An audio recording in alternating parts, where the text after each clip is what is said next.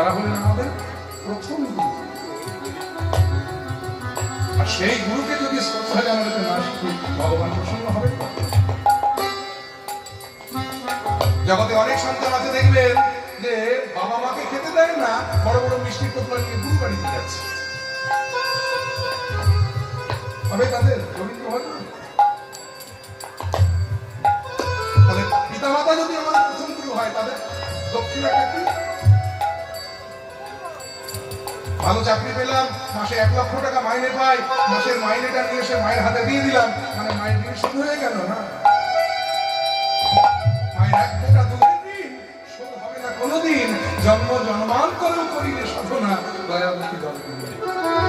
মায়ের ঋণ কখনো সন্তান শোধ করতে পারে না। তাহলে তার দক্ষিণাটা কি? মা বললো, বাবা ওইখানে তুমি যেও না, গেলে তোমার বিপদ হবে। মায়ের